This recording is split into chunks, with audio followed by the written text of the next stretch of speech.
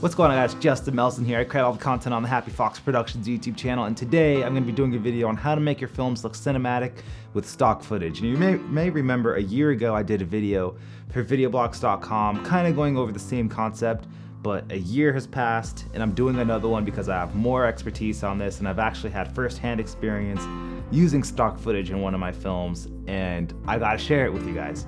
So first off, this video is going to be about how to make your films look cinematic or give them a bigger scope than you can really do with your price range or your budget or with your resources. Now, I'm just going to start off by saying a lot of the time, there seems to be a notion where people think if you didn't film the footage yourself, then you can't put it in your movie for some reason. A lot of people seem to think that, especially for independent filmmakers. And I know I thought that for a while too. I used to think if I didn't film it, I kind of feel like I'm cheating by putting that in my film, because people are gonna think, wow, that footage is so great, and then you're gonna have to bite your tongue and say, well, I didn't film it. I didn't film that footage. I bought it from a stock footage website, which there's nothing wrong with, because as long as it tells your story and it moves your story forward and it helps your film and it enhances your film, go for it. Broadcast stations, professional feature films, everybody uses stock footage. You can, any movie from Inception to Rush Hour, if somebody's set in a plane, I'm sure they're not going to get a B unit to go out and film shots of a plane going by. I'm sure they're going to buy some stock footage for a couple $1,000s and then they'll be good. The thing that I'm here to talk to you guys about now is Videoblocks.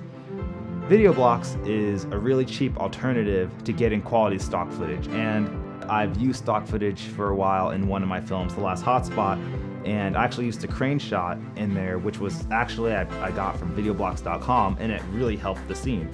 I didn't have the resources for a 30-foot crane to dolly over an abandoned house, but luckily with Videoblocks.com, I was able to get a really high quality, QuickTime 1080p, 24 frames per second file that I was able to then grade and match on my previous clips, and I threw it in the movie, and it flowed perfectly. And the good thing is I didn't have to spend hundreds of dollars or even thousands of dollars to get that footage. I was only able to have to pay $100 for that footage, and not only just for that clip, but unlimited clips for 12 months, $100 one time, and I had a year supply of stock footage. And I even had a professor tell me how one time he made $1,000 selling one of his stock footage clips to a local broadcasting network. He said he charged them $100 per second, and they bought 10 seconds worth, and he made $1,000 for a 10-second clip. Now that's great on the receiving end. Is the artist? Sure, make more money the better. But when you're the person that is actually needing the footage, whether you're a production company or just a freelance artist or someone who just has a YouTube channel and makes films, you need something that is cheap, quality, reliable, and something that just isn't gonna break your wallet. And I feel like Videoblocks is honestly the best site to do it. And so because of that, I'm gonna be hooking you guys up with a discount. So basically all you have to do is go to the link in the description. It is essentially a 7-day free trial, and after that free trial, it is a discounted purchase, $100 for a year supply of stock footage. Now I know what you're thinking, oh, $100, that seems kind of like a lot. You know, especially for indie filmmakers, $100 can get you a Canon 50mm lens with that kind of money. And I completely understand that, but think about it. And Videoblocks has absolutely nothing to do with Amazon. But let's say for Amazon Prime, you could spend $100 on Amazon Prime and get a year's worth of 2-day shipping. People would honestly, I pay for that. People would honestly pay for that because they know with Amazon Prime, you're gonna need 2-day shipping all the time because it's worth the investment.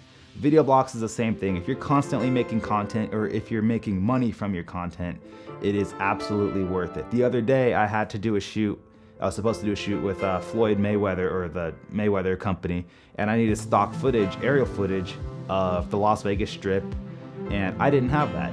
It wasn't in the budget for us to get a helicopter nor a drone to go up, and with the permitting and everything, it would just be a big hassle.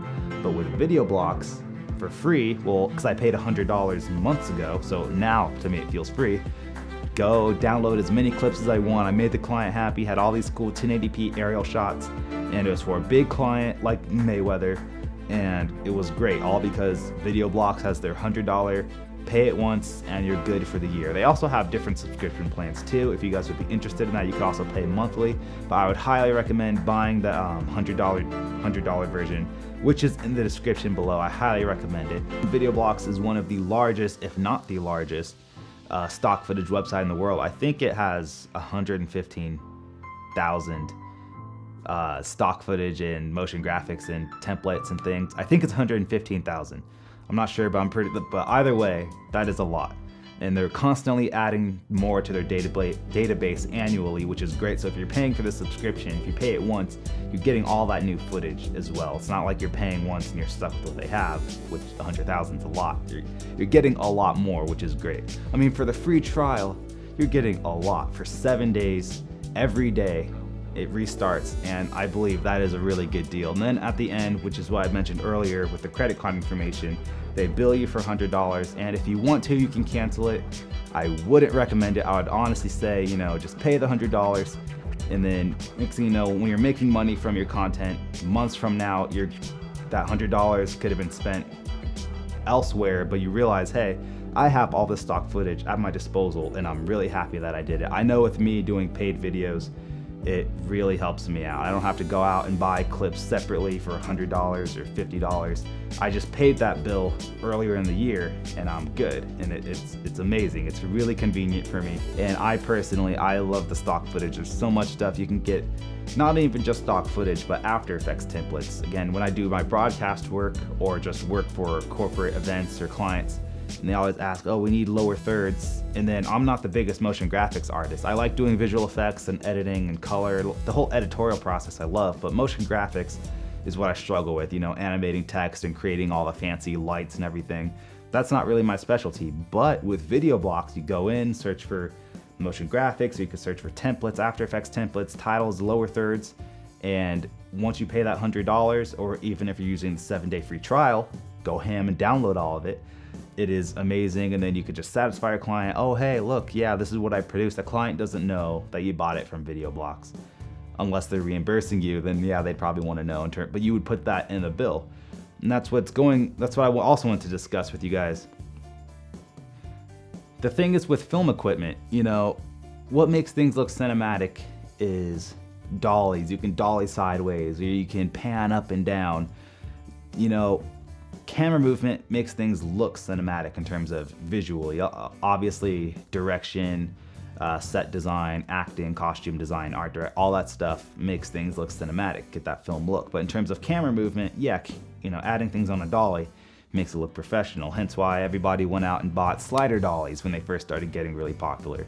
But the thing is nobody knows that you're filming on a slider dolly, let alone nobody knows what brand or whatever you're using. A tripod is a tripod.